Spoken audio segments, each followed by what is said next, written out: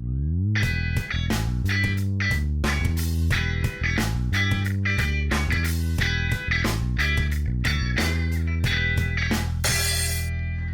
pessoal, bom dia.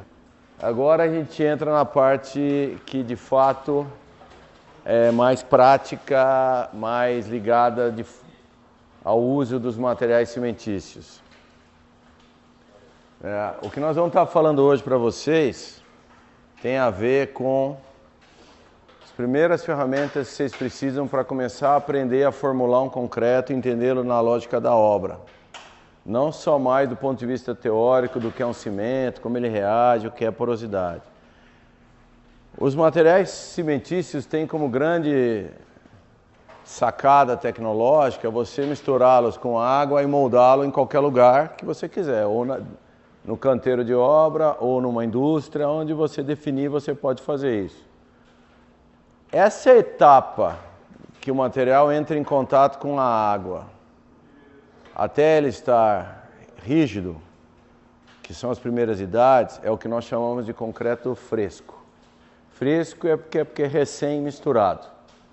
Então hoje a gente vai estar falando das características que ele tem no concreto fresco, nessa fase, e vamos estar dando pinceladas de um ingrediente a mais que vocês ainda não tinham sido apresentados nos materiais cimentícios, que é a entrada de aditivos no sistema. Além dos agregados, que a gente vai ter uma aula específica, além dos cimento, dos fillers, das adições, nós podemos colocar alguns produtinhos químicos para alterar características do sistema e obter mais vantagens. Então, essa aula tem como objetivos conhecer os constituintes básicos do concreto, agora de uma maneira integrada, já pensando em ensiná-los como formular um concreto, entender esse conceito de trabalhabilidade, que é o material no estado fresco, adequado ao uso e o que demanda, e como medir essas características, conhecer classes de concreto diferentes, né? Porque tudo que a gente falou até agora para vocês é que concreto é legal, concreto é feito de cimento, mas dependendo da técnica de aplicação, você pode querer um concreto que vai de uma farofa seca a um material extremamente fluido como uma sopa. E são formas de pensar diferente do material, né? Identificar as famílias de aditivos que você vai acabar utilizando para obter essas classes diferentes e quando de fato você precisa utilizá-lo. Agora, os estudos de fato sobre o estado fresco, eles tiveram um grande impulso no início da tecnologia, aí meio que se estabilizou o conhecimento, falou, ok, estamos satisfeitos com o que sabemos disso. Porque o foco, na verdade, esse período que o material fica como um fluido, antes de estar rígido, são 2, 3, 4 horas. E quando você projeta qualquer estrutura ou qualquer artefato baseado em material cimentício, você não quer que ele se comporte como um fluido, você quer que ele se torne um sólido para que a tua estrutura dure 100 anos. Então, na verdade, o que você está preocupado com o material é como ele funciona no estado endurecido, depois que o cimento reagiu. Só que há uma série de tomadas de decisões nessas primeiras horas, quando você mistura, que podem afetar esse comportamento pelo resto da vida. Que depois que o material endureceu, ele endureceu. Você não tem mais o que fazer. Então, por exemplo, se para atingir a consistência que você precisa para utilizar aquele concreto, na hora da obra você vê que precisa de colocar um pouco mais de água, para ele ficar mais fluido, e aí ficou mais fluido, você conseguiu moldar, você afetou a resistência mecânica desse cara pelo resto da vida, por exemplo. Então, as decisões que você toma para garantir a trabalhabilidade, que é a adequação ao uso no estado fresco do seu material, vão impactar no desempenho do estado endurecido pelo resto da existência desse material. Porque é ali que você define a microestrutura do seu material cimentício, né? Agora, enquanto a tecnologia foi baseada em operações manuais, velocidade não muito rápida, etc., o mundo era generoso em questões ambientais, tudo bem, se eu precisar de um pouco mais de água Eu formulo meu concreto com um pouco mais de cimento antes, que se eu puser mais de água ele vai ficar menos resistente, que ele fica mais poroso, mas eu preciso de 40 megapascal, eu projetei ele para 60, eu tenho gordura para queimar, né? Enquanto o mundo era assim, os problemas de trabalhabilidade você resolvia na raça. À medida que a gente precisa acelerar a produção, reduzir o impacto ambiental, reduzir custo, essa tua margem de errar no estado fresco fica cada vez menor. Então, a gente vai apresentar para vocês uma abordagem já bastante diferente. Quando a gente fala que concreto existe para trabalhar no estado endurecido, pessoal, é de verdade, olha lá. Desde coisas de infraestrutura totalmente volumosas, estruturas grandiosas, até pequenos componentes, artefatos cimentícios. Um piso desse aqui, que a gente molda, que é um componente cimentício, vai ter que durar tanto quanto um concreto, dependendo do que você planejar. E a mesma coisa. Agora, a gente tem que aprender a controlar essas características no estado fresco para moldar, porque assim, a gente não usa concreto de uma maneira só, vai no conforto do meu lar, né? Eu vou ter N componentes diferentes, pilares, vigas, lajes, vou fazer obras de infraestrutura grandiosas e a questão ambiental vai mudar demais. Eu posso estar trabalhando aqui no litoral, aqui no rio, posso estar trabalhando no interior do sertão. Posso estar concretando no ambiente quente, posso estar concretando no ambiente gelado.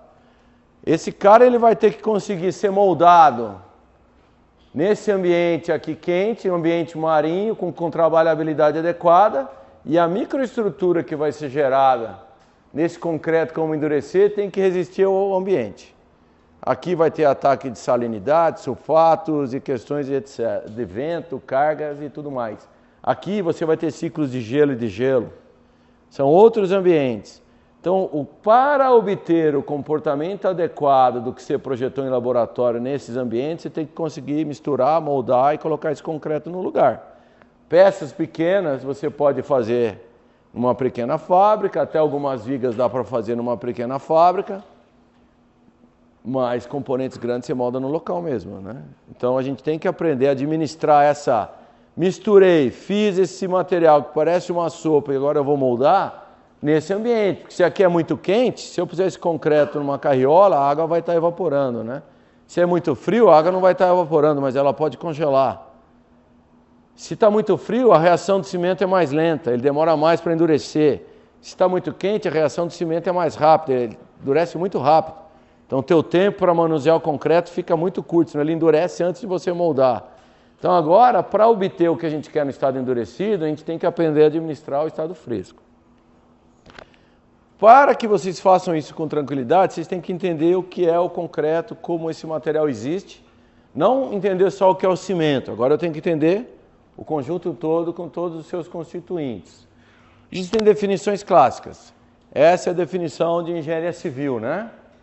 Concreto em construção é um material estrutural, né? Já começa assim, sempre se associa ao concreto alguma aplicação estrutural. Essa é a sua principal diferença para a argamassa, na verdade. O mercado reserva a argamassa às questões não estruturais. Mas, como já falei nas aulas anteriores, é o mesmo material. O que muda é o pedido, né? Quero bem passado, quero ao ponto, né? Eu quero alguém com características estruturais, né? E ele é feito do quê? Ele é constituído de uma substância particulada dura, quimicamente inerte, conhecido como agregado, ou seja, aquelas britas, aquelas pedras, que vão ser unidas por alguma fração reativa, que nesse caso é uma pasta de cimento em água, que vai endurecer e colar todo mundo. É assim que o engenheiro civil entende concreto. É assim que o pessoal de materiais entende concreto e argamassa.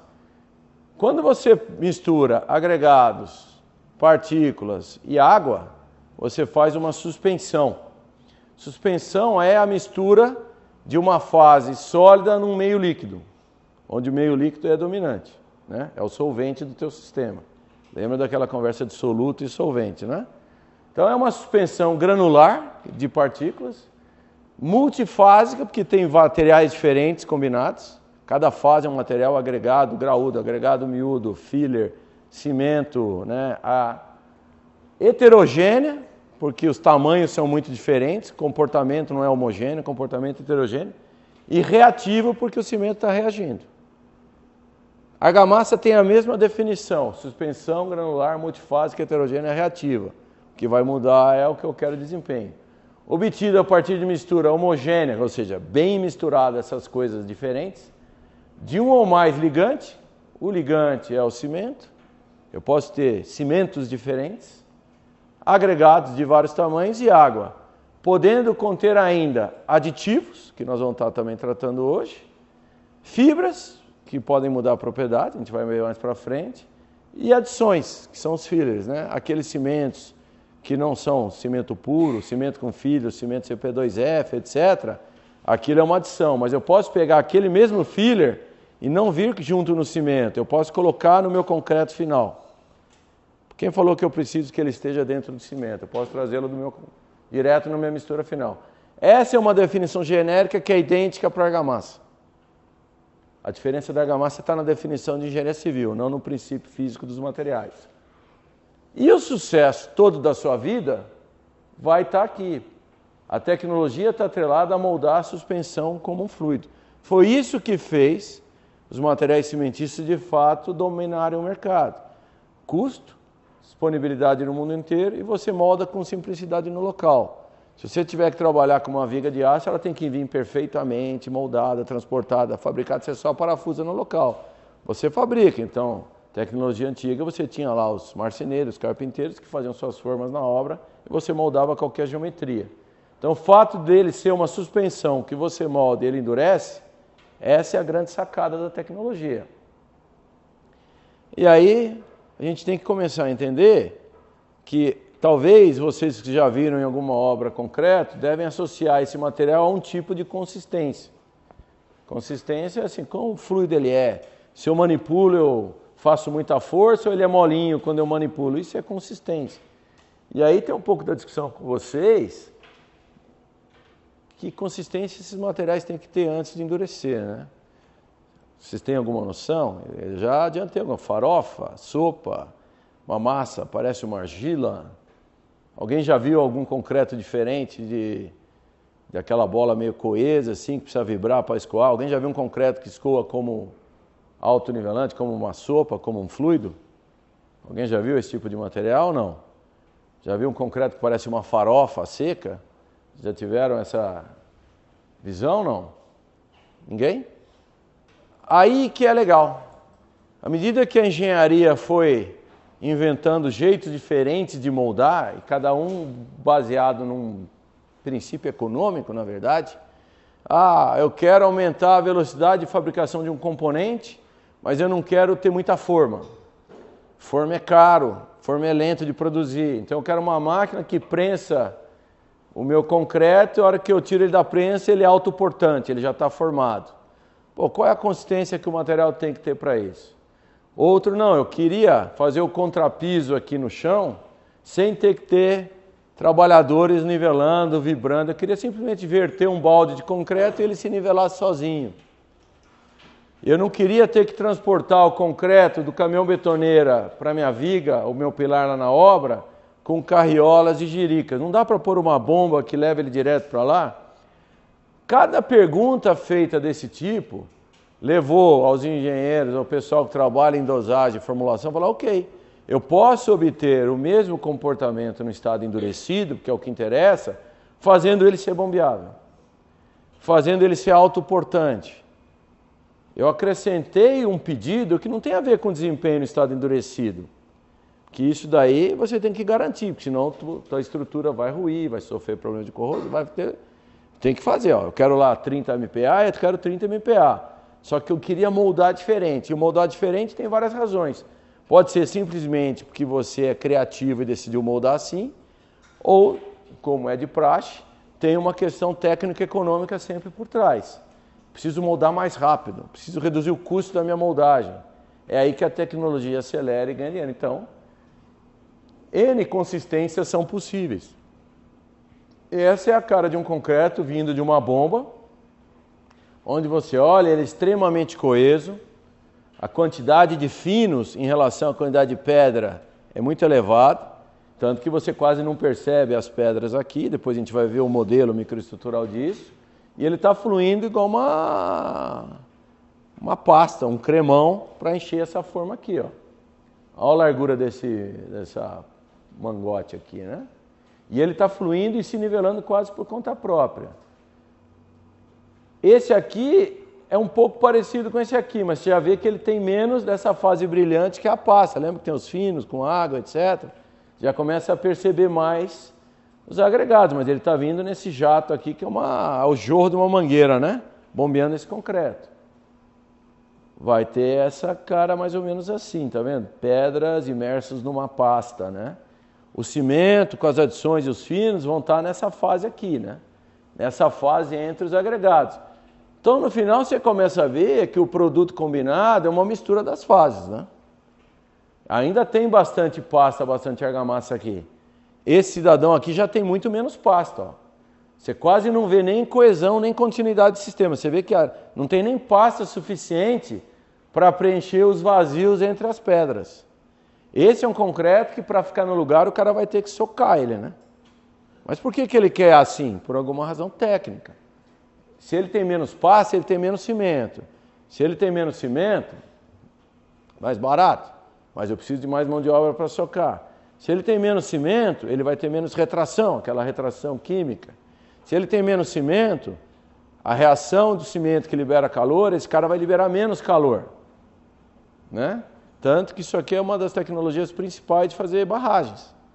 O concreto seco, prensadinho assim, porque ele tem tão pouco cimento, naquelas peças gigantescas eu não tenho problema de tensões térmicas, onde o centro da peça vai estar aquecido, dilatado, o externo vai estar à temperatura ambiente, as tensões térmicas não vão levar à ruptura do sistema. Então esse é um tipo de consistência de material. Posso ter caras intermediários, ó. Ele não é tão pobre em pasta, ele já tem uma quantidade de pasta suficiente, só que essa pasta não é fluida. Então ele cai igual essa cola, esse visgo aí, né? E precisa ser vibrado para ir para o local. Esse aqui flui menos que o anterior, ó, com uma farofona. Ó. O cara vai vir e vai ter que socar. Esse meu amigo aqui já é fluido, extremamente. Você vai vertê-lo e ele vai moldar qualquer geometria sem vibração, sem esforço nenhum. Então essas N consistências são tecnológicas. É uma decisão do negócio. Esse cara aqui é mais sofisticado ainda. Ó. Ele vem dentro de uma bomba até chegar num bocal. Nesse bocal, uma mangueira entra um sopro de ar comprimido e outra mangueira entra um sopro de um aditivo, que é um produto químico, cuja função é abrir isso aqui como um spray, bater na parede, colar e ficar. Isso é um concreto projetado. Muito comum em túneis, obras de escoramento e contenção, porque não dá tempo de moldar uma forma aqui. É muito rápido, a área é muito grande. Então o custo de botar uma forma e encher de um concreto convencional aqui é extremamente caro. Então você toma uma decisão tecnológica de fazer um concreto que vai ter que ter lá os níveis 20, 30 megapascal, resistência à corrosão, a ter a mesma vida útil para que a durabilidade esteja garantida. Só que a demanda de trabalhabilidade, o comportamento dele nesse estado fresco é totalmente diferente. Você vê que cada um é uma história. O meu amigo bombeamento em grandes distâncias, ó, vocês só viram a ponta da bomba lá. Aqui um caminhão. Em São Paulo isso está muito comum, né? Porque deixar a carriola transportando na obra é desperdício de tempo e dinheiro. Então o cara encosta o caminhão, joga o concreto nessa bomba aqui, que é um caminhão-bomba, ele é transportado. E lá na ponta final, o cara só vai movimentando a mangueira e enchendo as formas. Esse, uma lança de uns 100 metros, é comum você ter 300, 400 metros.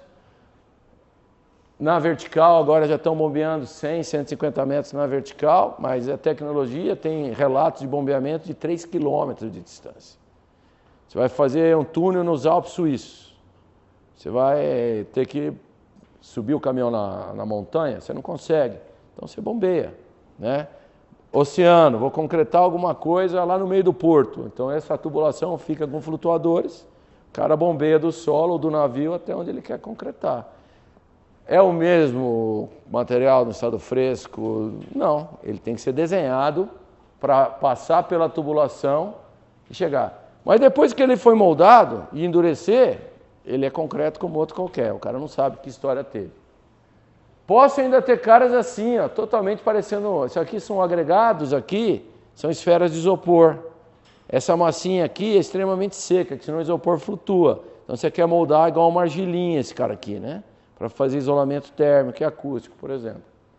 Então, para sintetizar, no estado fresco, antes de endurecer teu material, ele vai de um cara extremamente fluido até farofa. E no meio, a discussão, há quanto tempo ele demora para endurecer? Não sei. Quanto tempo esse caminhão vai ficar parado esperando para liberar, para bombear?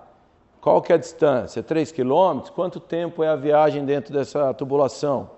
Então isso a todos os tempos que você tem que ter para dizer entre ele uma sopa, ele sólido, quem define é a tecnologia de uso. Então num dia de clima quente e seco, vou ter que fazer esse cara endurecer mais devagar, senão... Estou num dia de um clima frio, vou fazer esse cara ter que endurecer mais rápido. Estou num país de alta produtividade, por exemplo, você pega os países de nórdicos, onde você tem problema de gelo e degelo, você tem, né? Pega lá, Islândia, Finlândia, etc. A Islândia, o cara tem 3, 4 meses úteis para fazer todas as suas obras no ano, porque o resto do ano é inverno, né? Então tudo que ele fizer tem que ser muito rápido, né? Diferente de você estar trabalhando em ambientes onde você não tem pressa. Bom, para a gente aprender a controlar esse mundo tecnológico, a gente precisa conhecer os constituintes. Os materiais cimentícios básicos, o concreto, por exemplo, ele é basicamente uma combinação, então, daquilo que vocês viram nas aulas anteriores, que é o cimento, né? Uma fração granulométrica um pouco maior, que é uma areia, uma pedra, coloca num misturador e adiciona água. Esse cara vai ser misturado e vai gerar aquela mistura. Se você tiver mais pedra e menos finos, ele vai ter aquela cara mais de pedra.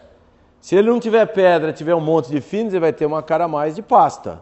Então a proporção dos ingredientes é o início da discussão do controle da consistência no estado fresco.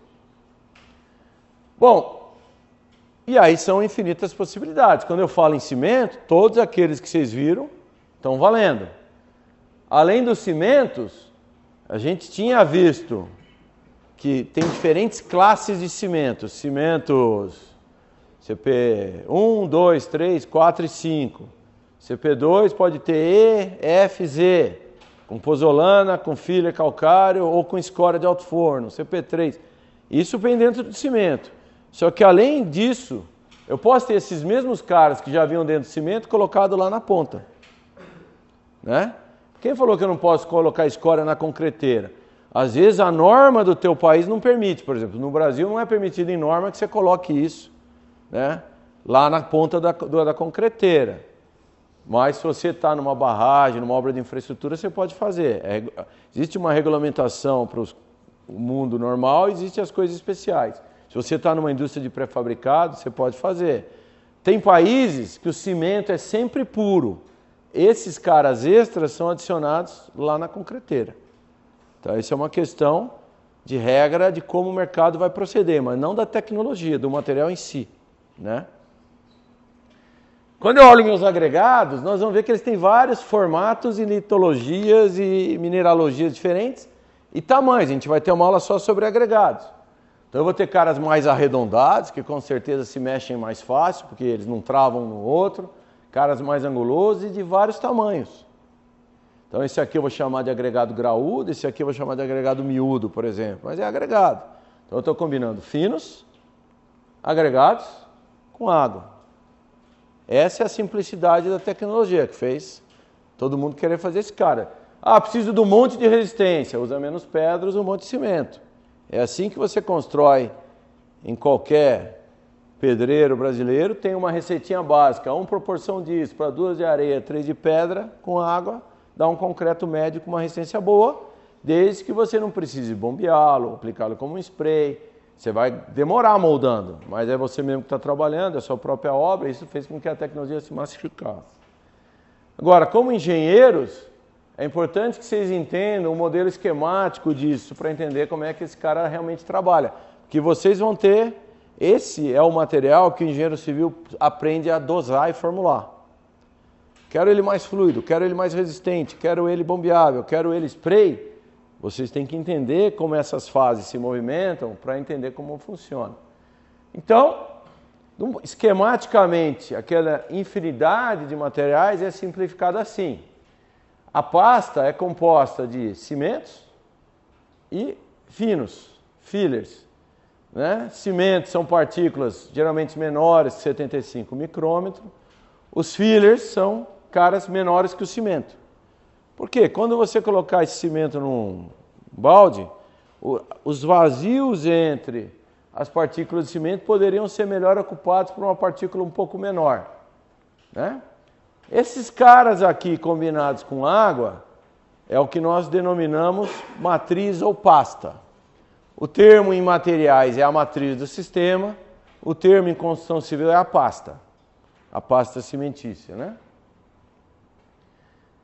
Um desses ingredientes aqui, eu poderia ter um calcário do tamanho de cimento? Também poderia, né?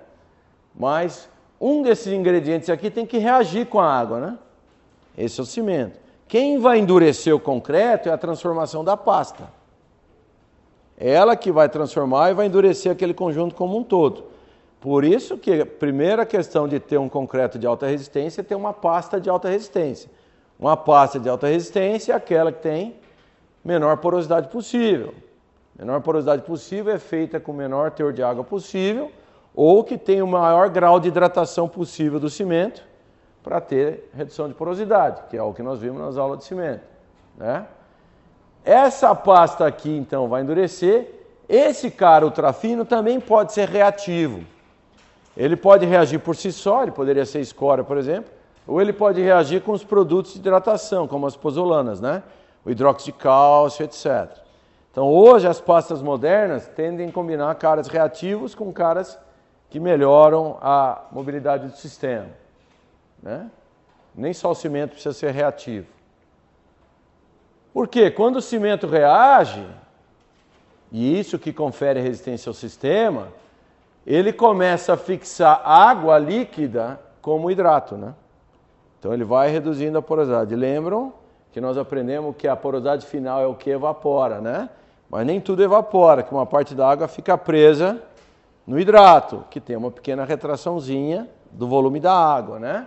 Então, quanto mais pasta hidratado, menos poroso é o sistema e mais pontos de contato, né? Porque o cimento vai se atrair e vai criar por força de Van der Waals uma coesão entre os vários grãos. Se você também tivesse nessa tua pasta cimentícia menos água, você teria menos azuis aqui, né? Teria menor porosidade. Então a resistência é maximizar os produtos de hidratação e minimizar aquela quantidade de água que você precisa colocar para o sistema só se movimentar, né? Para ter uma fluidez.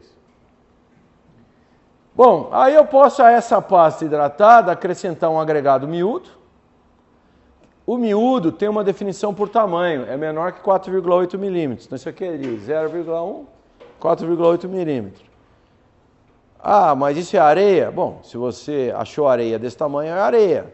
Se você pegou uma pedra e quebrou até grãos desse tamanho, é isso. Então o termo correto é agregado miúdo. Concreto não é feito de pedra, areia e cimento, é feito de cimento, agregado miúdo e agregado graúdo. Nos agregados miúdos você pode ter muitos materiais diferentes. A gente vai ter uma aula só sobre agregado. Essa fração granulométrica composta de ultrafinos, reativos e agregado miúdo é que se denomina argamassa. A confusão está sempre porque argamassa é aquilo que o pedreiro usa para revestir parede, mas eu tenho a argamassa do concreto. É diferente? É diferente do ponto de vista de desempenho mecânico, mas do ponto de vista de extensão granulométrica, extensão é a razão entre o maior tamanho e o menor, é a mesma argamassa que vai na parede, é o que está dentro do concreto. Só que essa aqui tem que ter alta resistência se eu quero um concreto forte. Porque eu vou agora botar uma pedra maior e essa fração vai estar dentro dela. Então, um concreto pode ainda receber, além do agregado miúdo, o graúdo. Então, esquematicamente, isso é um conceito que a gente chama de fases multiscala. Então, concreto é um conjunto de agregados graúdos imersos em uma argamassa. E essa argamassa é um conjunto de agregados miúdos imersos em uma pasta. A pasta é um conjunto de partículas pequenas imersas na água. Né? É o maior imerso no menor. Eu poderia fazer uma divisão diferente? Não fazer essa divisão argamassa, segregados imersos numa pasta? Poderia. Né? No final você pode pensar assim. Quem falou que eu preciso criar uma nomenclatura argamassa? Mas o mercado, a sociedade, a engenharia, as pessoas simplificaram assim. Ele pega um concreto, se ele tem pedra grande, ela é imersa na argamassa e na argamassa. Com isso se criou todo um racional de pensamento. O concreto está com... não quero aumentar o teor de pasta, não quero aumentar o teor de pedra, mas ele não está coeso. Põe mais areia, aumenta a quantidade de argamassa. Então essa divisão mental é importante que vocês entendam. Mas eu poderia ter esse corte assim, ó, só isolado aqui, pedras de um lado e pasta do outro. Daqui a pouco a gente vai pensar assim. Mas quando você falar, esse concreto tem um teor de argamassa alto, ele tem a proporção desses 3 ingredientes aqui com a água maior do que essa aqui. E aí ele fica com aquela cara mais coesa. Concreto tem pouca argamassa, ele fica com muita pedra, ele fica com aquela cara mais pedregosa. Então essa é mais ou menos a nomenclatura, o jargão que você vai encontrar por aí. E eu posso ainda botar meus aditivos e fibras que vão estar atuando no sistema. Bom, em cada um desses ingredientes eu tenho muitas possibilidades. Né? Eu posso ter agregados de várias naturezas, agregados de vários tamanhos, reativos de diferentes naturezas. Posso ter reativos combinados, não preciso ter só cimento Portland, posso combinar um cimento Portland com cimento de aluminato, posso colocar um cimento com uma escória, posso pôr adições de várias naturezas. Então, apesar de eu dividir em finos, agregado miúdo e graúdo, cada classe tem muitas possibilidades. Então o número de combinações possíveis é ilimitado. Por quê? Você nunca vai ter nesses materiais uma possibilidade, talvez tirando o clinker, de movimentação de grandes distâncias, porque um dos pressupostos desses caras tem que ser materiais de baixo custo. Baixo custo significa que quanto você pode pagar no frete dessa matéria-prima? Nunca é muito. Então, os agregados que você utiliza para fazer o seu concreto, geralmente são os agregados da região que você está. Então, são muitos possíveis minerais. Se você for lá para o interior, de onde eu vim esse fim de semana, Ribeirão Preto, lá você vai ter rochas vulcânicas, basalto. Extremamente dura, de alta resistência, mas a morfologia dela parece uma ponta de flecha. Aqui em São Paulo, você não tem basalto. Você vai ter granito, você vai ter gneiss, você vai ter outros materiais. São menos resistentes, mas são mais arredondados. Se você for para um local que é de beira de rio, você vai ter seixo rolado, cascalho. E você vai fazer uma barragem hidrelétrica no meio da Amazônia, você acha que você tem como transportar a pedra até lá? É a pedra que estiver lá. No Nordeste, os agregados são rochas sedimentares, geralmente são calcários. São agregados menos resistentes. E assim você aprende a administrar as N possibilidades. Britas são agregados quebrados. Quando eu peguei, fui lá na pedreira, quebrei e fiz meu agregado. Meio Fred Flint, a gente chama de brita. Cascalho, aquele já arredondado que você pega meio pronto na natureza. Os miúdos pode ter aquela areia natural de rio. Né? E a areia de praia pode usar? Sem tratamento não pode usar. Porque a areia de praia, na verdade, é uma sopa de coisas. Né? Além dos álcalis, dos sais, etc. que ela tem muita matéria orgânica, muita concha, muitas outras coisas. Mas se eu pegar minha areia de praia, tratar, lavar, sobrar só o quartzo, pode usar? Pode.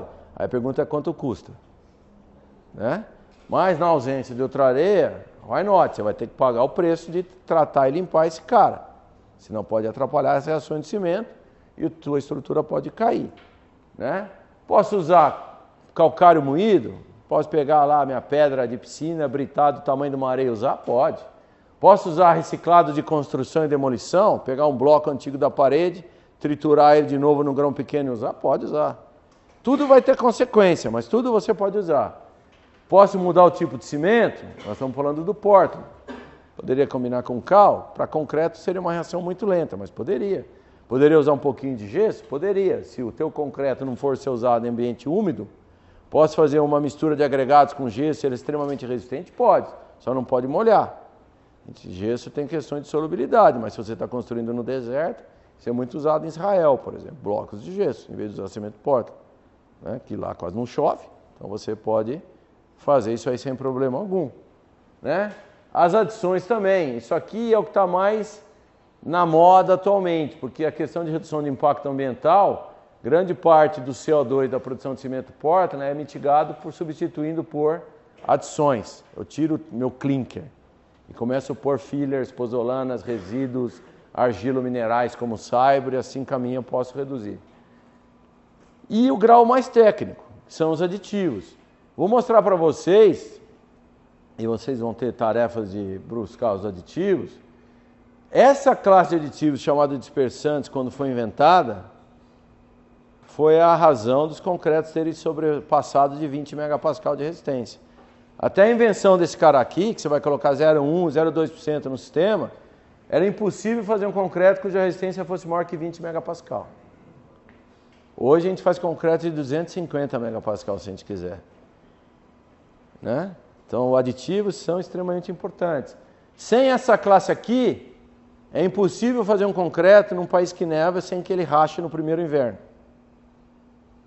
né? Qualquer rodovia americana de concreto leva esse aditivo. E esse aqui. Se eu quiser fazer alguém menos permeável, com maior vida útil, eu uso uma dessa daqui. Se eu quero fazer um concreto ter uma cara mais cremosa, com um mousse, eu vou usar um desse aqui.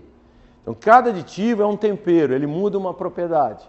E alguns são poderosos demais, que definem o sucesso da tecnologia.